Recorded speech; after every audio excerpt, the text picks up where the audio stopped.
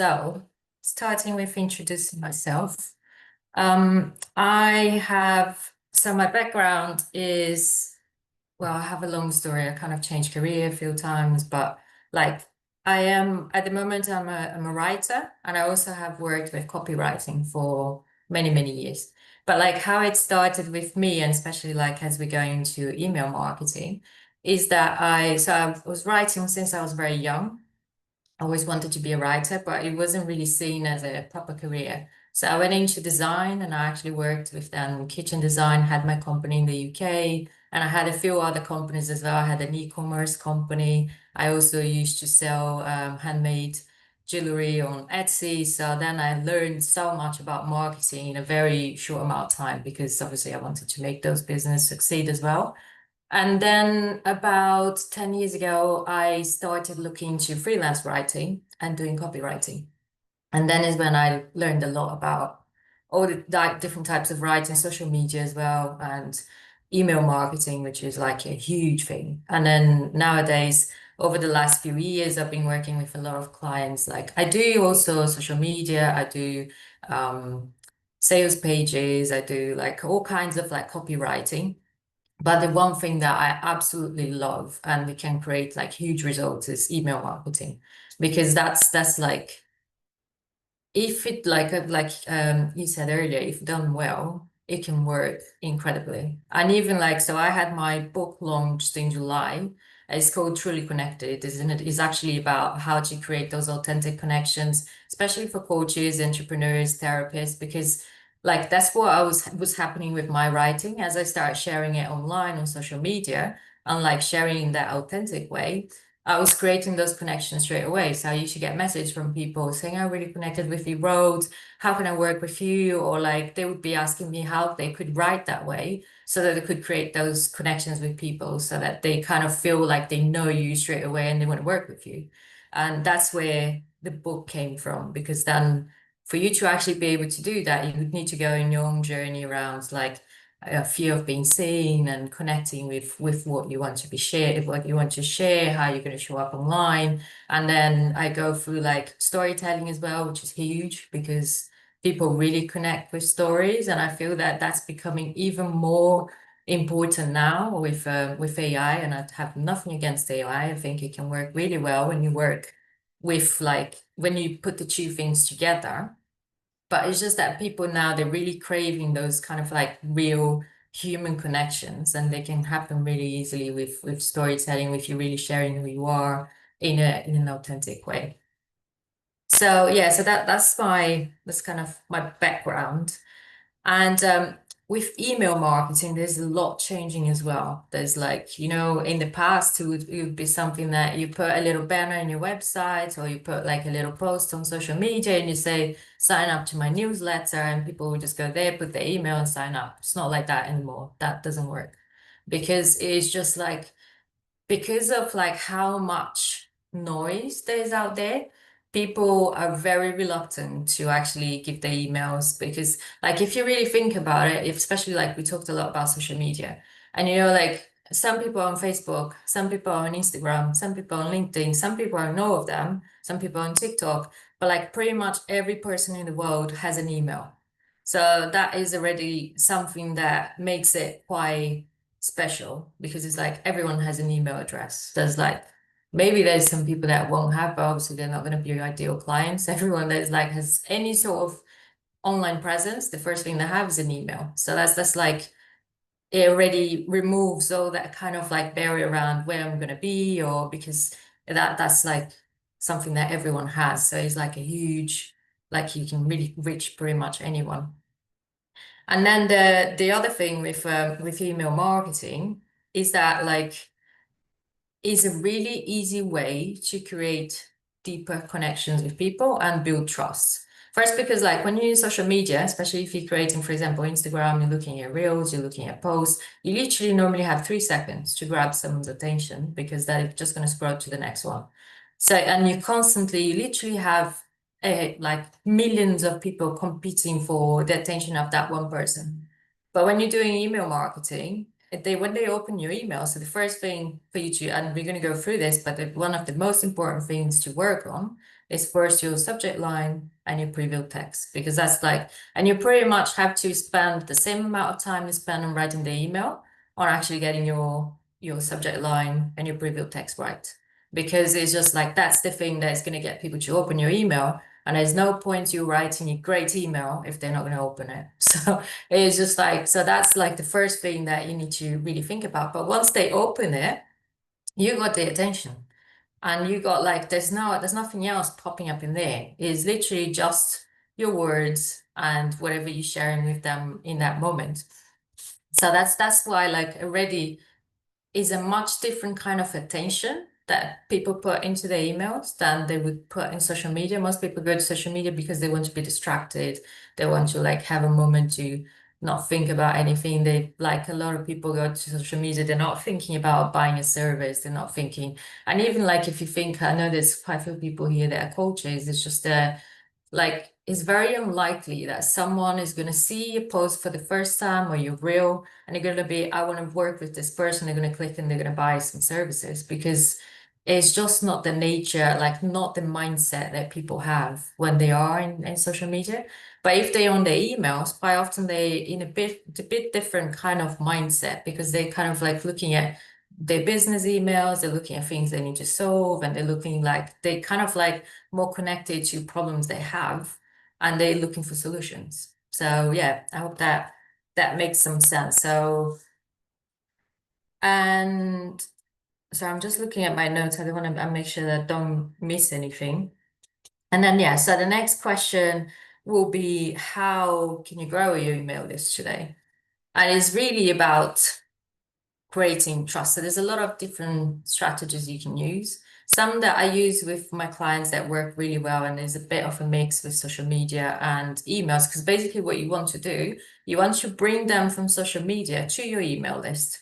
So that then if you have the right strategy with your emails, you're nurturing them. So you like building trust, you're showing who you are. And it doesn't need to be so like with email marketing nowadays, you can't be like pitching all the time. So there was like this company I worked for that they I'll tell the story because is how I got a client, which is like very how you wouldn't normally get clients. So I went to this course, this calligraphy course, and it was a great course and absolutely loved it. And then I noticed like so I kept checking their emails because I would like to join a new one, but it started getting me a bit annoyed because every time they send me an email, but those old style newsletter that you have like this course is coming, this course is coming, this course is coming. And there was nothing about who they were or any pictures of events or anything that people really look at. So I knew it because I went to a course, but I went to a course because someone recommended it to me. They're like, I'll go to the course because they're great. But if I haven't, I would have never joined the course because it was just like it was too bland, too salesy, too. So I sent an email back and I said, look, I've been to one of your courses and they're incredible. But when you look at your newsletter, if you've never been to a course, they're very unlikely to buy it because there's like no pictures of anyone doing anything. There's no like a bit of storytelling around what the how they what you taught them and like some pictures of what they did and then you're like, oh yeah, we never thought of this, but we don't really have the capacity to be doing that. And then they're like, oh, do you do that? And I said, yes, I do. And then they became a client. So even things like that, like you can get it, like, and it was one like I absolutely loved working for them because, like I said, I just loved what they were doing. So it just made so much sense. And as in the Great, course of, yeah, in the great course of, match.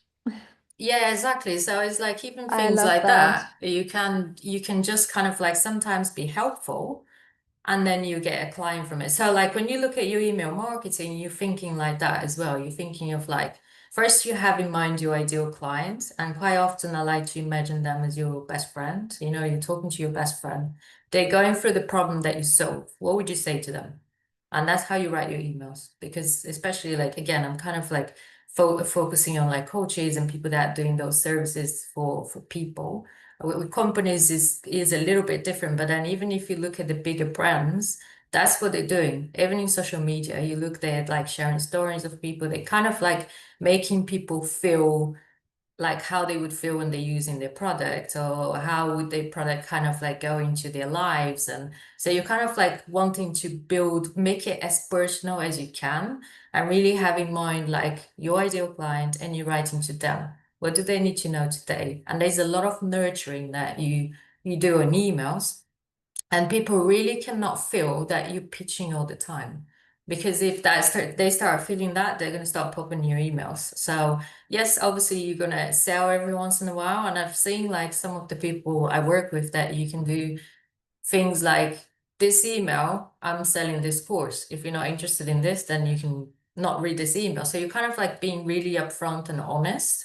And I feel that's something that people will really appreciate nowadays, of that kind of like, this is what I'm doing. This not trying to hide it, but actually being really honest and open, and just be, yeah, as open about you as you want to be as well. People want to, like nowadays, they want to know who you are before they buy from you. So there's a lot more, like over the last year or so, there's a lot more like a barrier to trust. It's a lot harder for people to trust. But then when you do that through email, it's a little bit is easier than doing it through social media. Especially because social media as well, you can get, there's so many fake accounts and things like that. So again, it's very unlikely that someone is going to buy, because they're going to have that fear of actually like, is this a real account, or is it someone that is a scam? They're going to take my money. So yeah, so going back to growing an email list, if everybody, I would say probably most of you came across the freebies online that people do. That's a great way of doing it. The only thing I would say with freebies is that nowadays they need to offer a lot of value.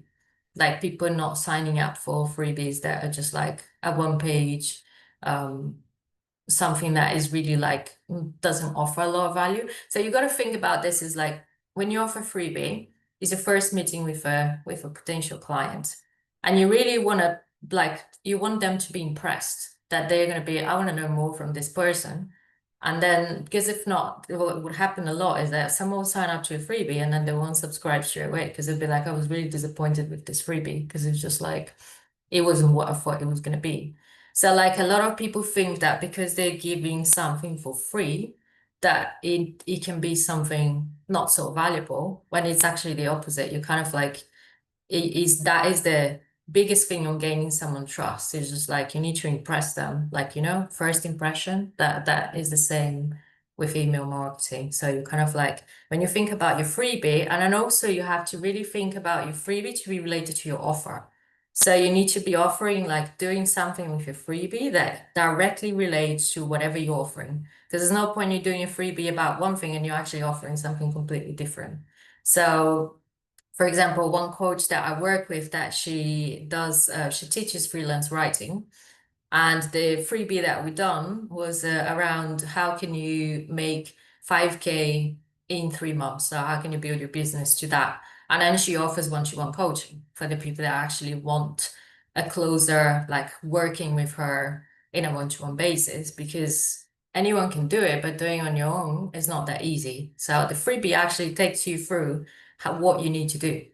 But like I said, if people want to do it that on their own, they can do, but it's harder. And then if they want the support of her, which is a one-to-one sessions, then they can. So that's kind of like the way you need to think about it. And it should be something that actually leads to what you actually do. So it needs to make sense as a whole. Like when you think about your offers, it needs to make sense leading into what you do. So that is the first thing with freebies. And yeah, like I said, it can be like mini courses, quizzes, guides, video training, PDFs, anything that you think like that you want to create. And it can be also, doesn't need to be, you also sometimes need to do a little bit of testing, because it might be that you create one freebie, but people are not really interested. And then you create something else, and then you see which ones kind of work better.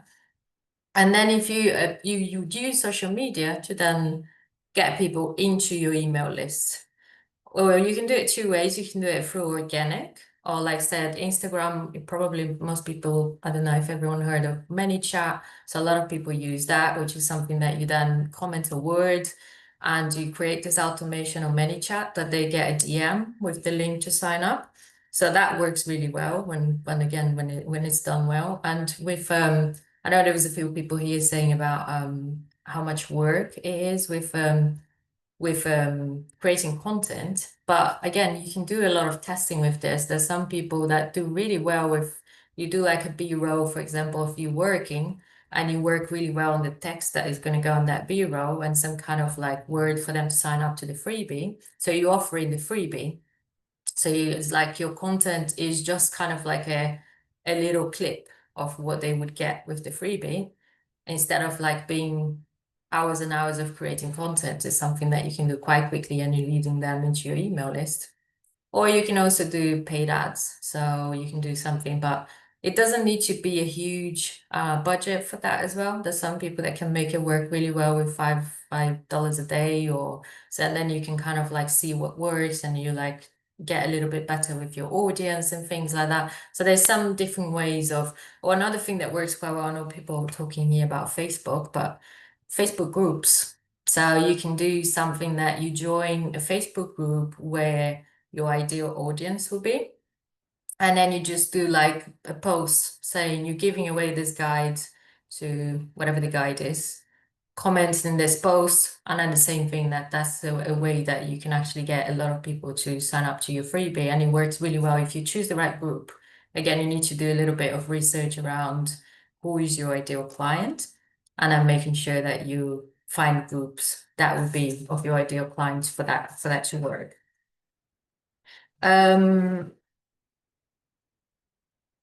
Email providers and data. So yeah, there's loads of different companies. I work like with the clients I work with a few different ones. I want to talk a little bit about Active Campaigns because it's the most popular one and it's one that linked, like it works really well with ManyChat on Instagram. So basically, if someone signs up, it goes straight to your email list. There's no having to download data and then having to upload into a different email campaign. So it's like they're very well integrated. So that's why a lot of people use it.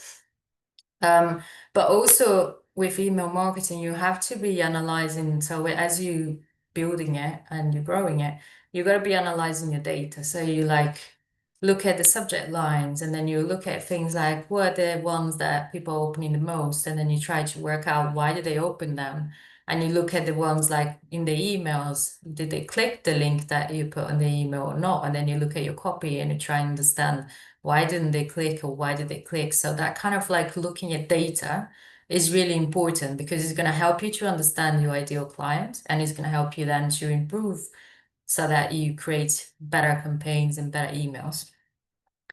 With regards to types of emails, there's campaigns, which is like just sending an email to your email list, like on its own.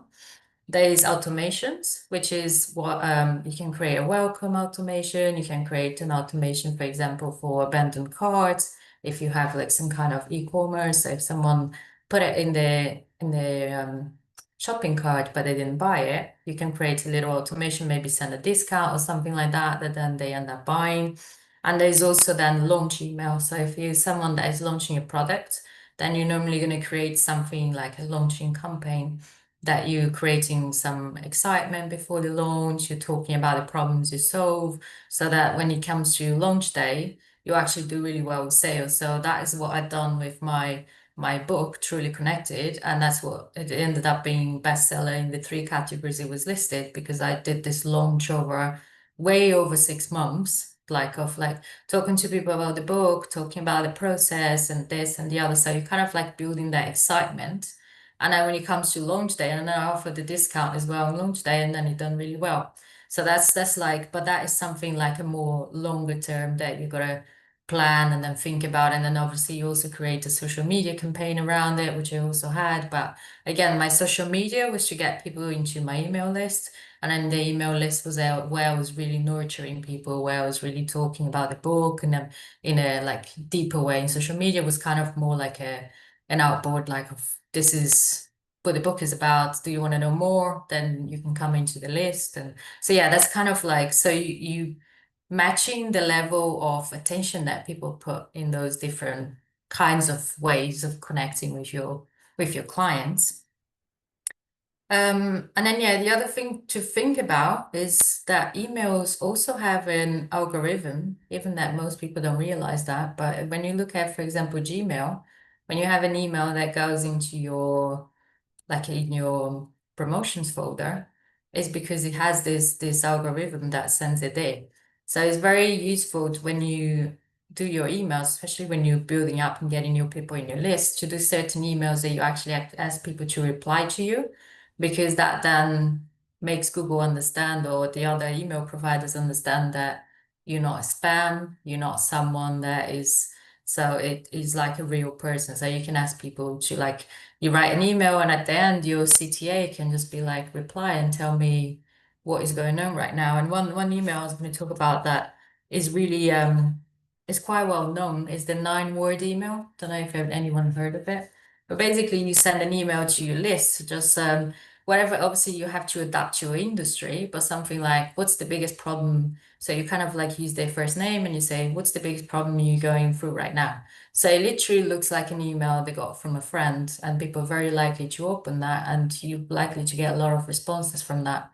And that's something that you're creating a conversation straight away, because if the problem they're going through is actually something you can solve, then you can get into this conversation with them of how do you work and how can you help them. So that is like, and you can, if you look up online, you see like this the exact template, that this is not something new, it's something that has been going around for quite a while. And like with the people that I work with, every once in a while, don't do that all the time, because obviously it's like nothing you do, like if you keep doing it, it's not going to work anymore. But like every once in a while, if you do it, it's really good to kind of like, because then if someone replies to your email as well, they're likely to go up on your inbox. So like next time you send an email, your email is going to be showing on the primary email box as well. So obviously then if you're doing something there on the next few emails, you're going to be offering something that can be really something to think about. I talked about subject lines, unsubscribes. So I know a lot of people have a thing with like, oh no, I've got people unsubscribing, a bit like following on Instagram and unfollowing. But like that's the least thing, like the last thing you need to think about, because it really doesn't matter. You want people in your list that is actually interested in what you're doing. So they're actually better off on subscribing, especially if you get tools like Active Campaign and you pay per email. So you're better off not having people that are not interested. So like that's one measure that we would never look at, because it doesn't matter. It's just like you're better off looking at all the rest of the data that is going to have a much bigger impact and what you're doing than unsubscribes. The only thing I would say is if you have a huge number of unsubscribes, then I would be looking at you probably targeting the wrong people. But it's just like only if it's huge. It's not the kind of thing to like worry about or be looking at, or yeah. So just to, because I know that can bother people quite a lot with and same thing with unfollows on Instagram, just to kind of like put a little where it really doesn't matter, because if they're not interested in what you're doing, they shouldn't be in your world anyway. Frequency of Anna? emails. Oh, sorry. Yeah, no, I was just going to add to that. I think especially when your email list is small, in percentages, it can look huge when a couple of people are unsubscribing, and it doesn't really tell the full story. Yeah, I mean, you have to imagine they bring down your opening rate, they bring down your click rate, they yeah, make you less relevant in the eyes of the providers, the email providers. So it's really just a losing battle. So yeah, don't think about it. exactly. And it's, yeah, it's like I said, it's the last thing you need to look at, unless the number is really like crazy, but I haven't seen one yet. So it's just normal, you know? You're gonna have people that like you and people that don't like you, and you need to give them the chance to actually see who you are a little bit and decide. And like none of us are gonna be liked by everyone. So it's just like, yeah, forget about it. It's not important. Frequency of emails. So that's something that people ask a lot. And I would say it's really up to you, because it's more important for you to actually create a valuable email than just be pumping out things, because email will be a little bit different than social media, because it's like social media, yes, you got to be fighting the algorithm, you got to be like, you put a content out there and it literally stops showing to people in like very short amount of time. Email is a little bit different. You don't want someone opening an email and then they'd be like, oh, this is exactly what she said yesterday, and then they'll stop looking, they'll stop opening your email. So it needs to be, it's more about the value.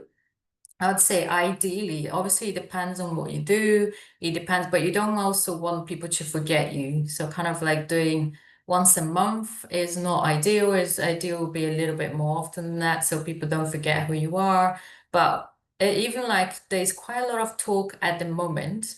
Um, with people like there's some big I don't know if people heard here of Alex Hormoni. He'd done a launch recently and he mailed something crazy like 18 times a day or something like that. And there's a lot of talk around so but that kind of in a way worries me a little bit because at the moment email marketing works quite well because people don't feel bombarded like they do on social media. But I feel if that start happening, it might be that people will be like, oh God, I can't even go into my emails anymore. But then the only good thing about emails is that people can just unsubscribe if you start like doing something like that of like bombarding people, they're likely to unsubscribe if they don't like you. But then if they do like you, they might not mind it. So it's really finding the balance with your audience of what is right. Like I find most of my clients normally something around two a month, sorry, two a week, two or three a week, and then around launch. Obviously, then you're emailing more because you're like coming up to a launch. So, for example, with the book, I started emailing twice a week, and then I went into once every day a couple of weeks before. And then I went like on launch day, I did email 3 times just to say, look, here's the discount. And at midday, and then at the end of the day, just saying something like, look, it's the last couple of hours left.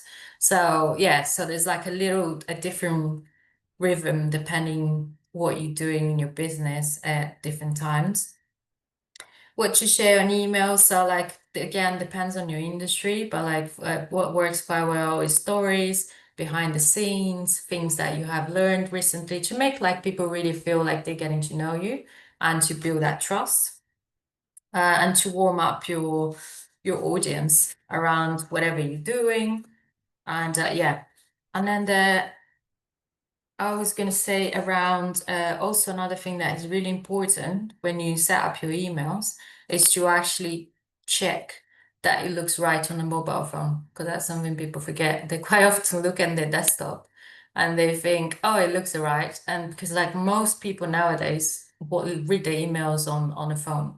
So it really needs to look right with how the design is. And the other thing I would say that I'm like noticing with my clients as well is a lot better to use a design that is as simple as possible.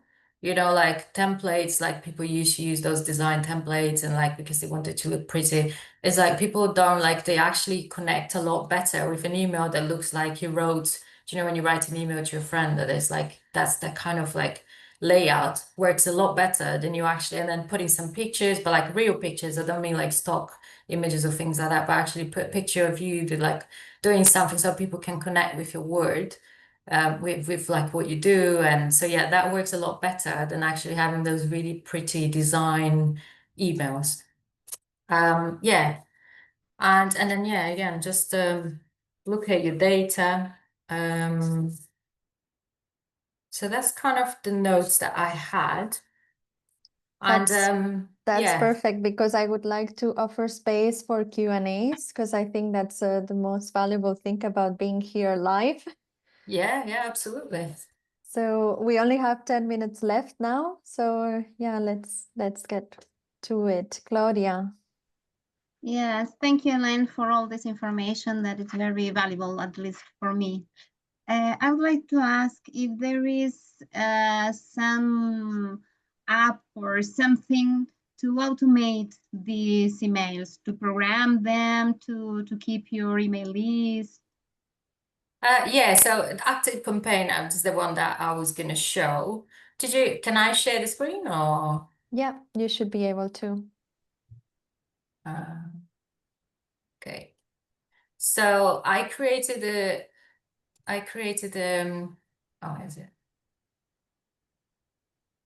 Let me just move the bar.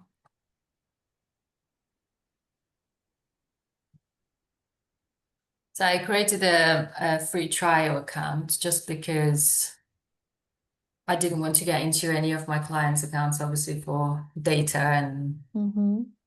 So this is how Active Campaign would, so just, yeah, bear in mind that is an empty account because I created a free trial to do this. So you can go automations, and then here you can create. So this is where you would create, for example, a welcome automation. So you would go create an automation. It's like, what is good about Active Campaign is that it's really self-explanatory. It's not like you can work your way through it quite easily. So you would, for example, if you're creating a freebie that you want people to sign up, the first thing you would do is create a form. Oh, it's a bit slow. So you would create a form where people put their email and their name normally, because you want their name so that when you send me an email that you're using like a first name, they can actually, so it looks more personal. So I created one here just yesterday just to give an idea, but it is very straightforward.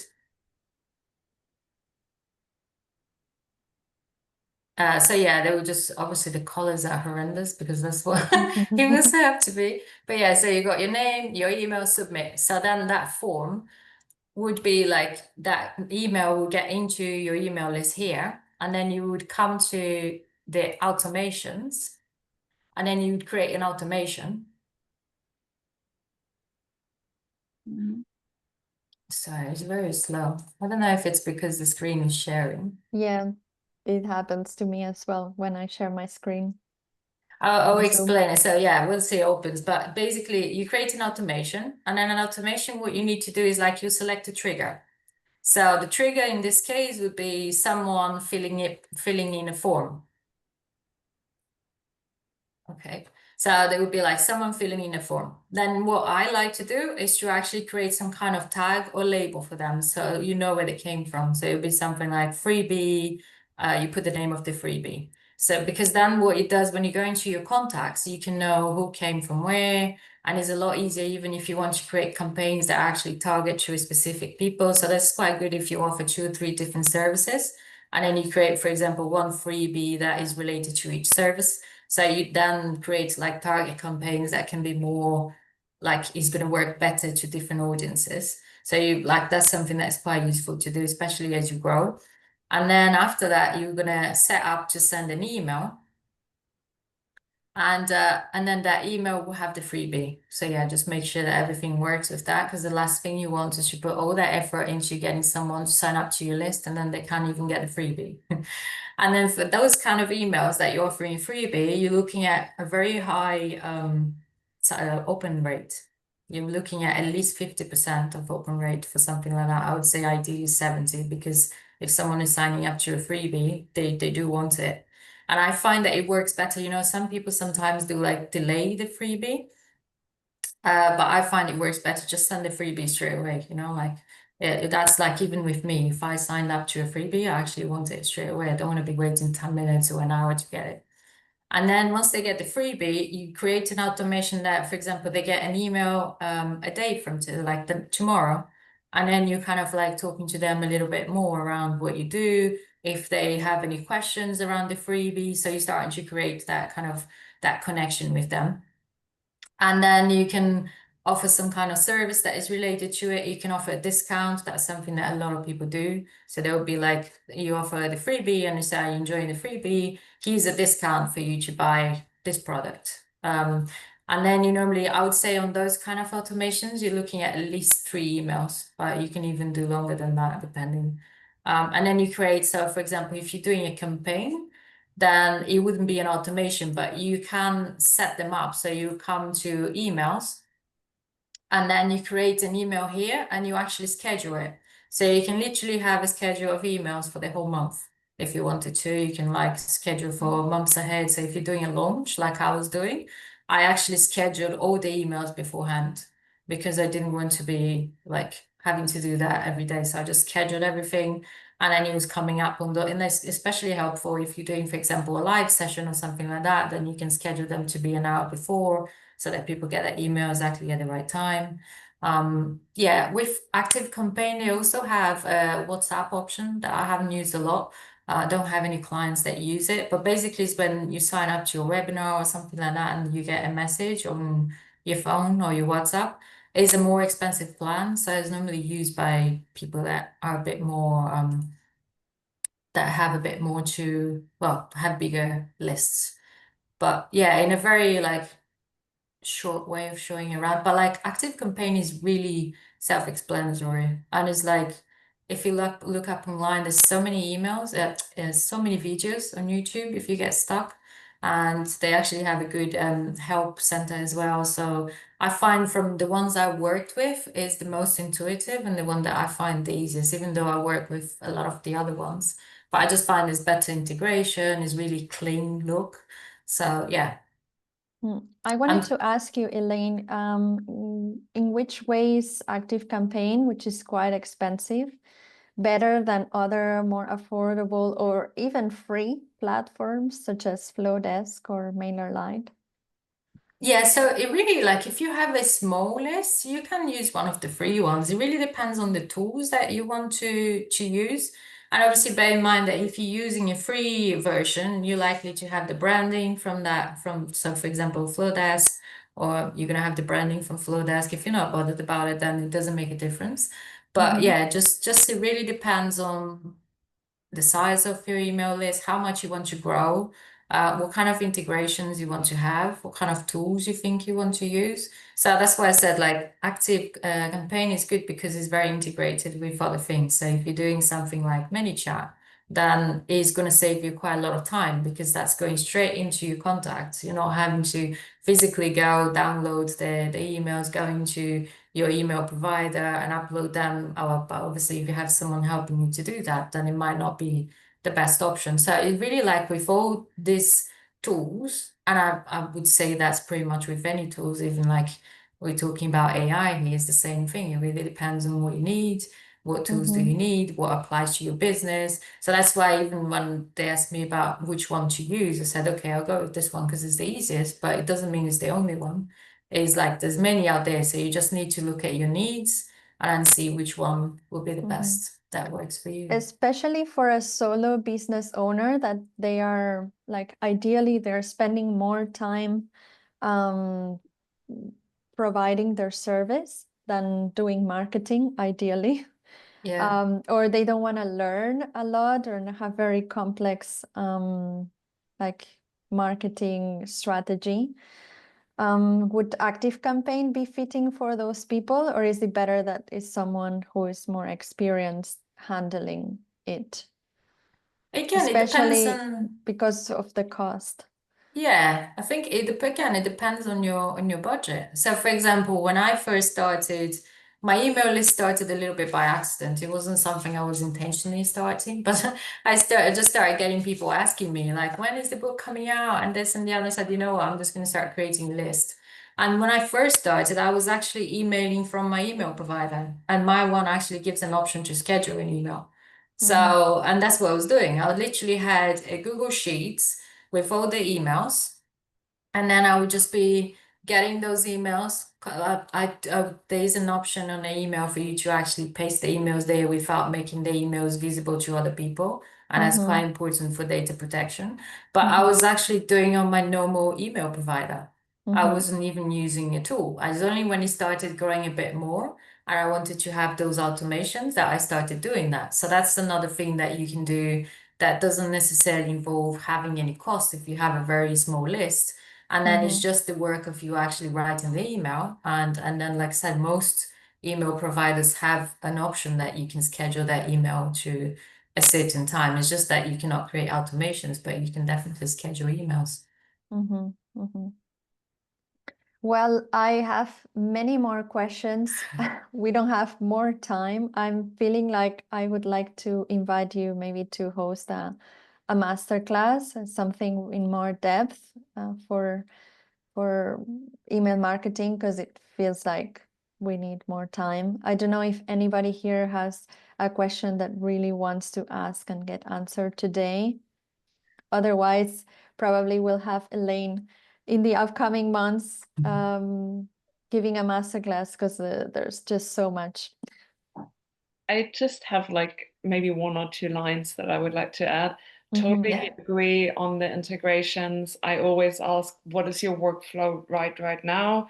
which things are you using, and then you basically just go by which platform overlaps with most of them, just to make it easier on yourself. The other thing, what I think is standout for email is that you actually can change platform and provider for your emails. It's something you never get the opportunity to do in any kind of other marketing. Also, you're owning the data. So Yeah. in terms of data protection, of course, there are some responsibilities on you to care for that data, but you can move somewhere else that complies with regulations. There is so much good stuff. And the last thing I always tell people with Black Friday as an example, on Black Friday, you don't have to spend more money to send out your email in a way that you would have to pay more on Meta, on Google, on Pinterest to get an ad out. So especially for small companies, it's such a great tool to start working with. And I don't think there is as much of a hurdle into getting into writing emails, because you've all received a ton of emails. You've all written a ton of emails. You know what makes a good email. You might need Yeah. a little push, but it's great.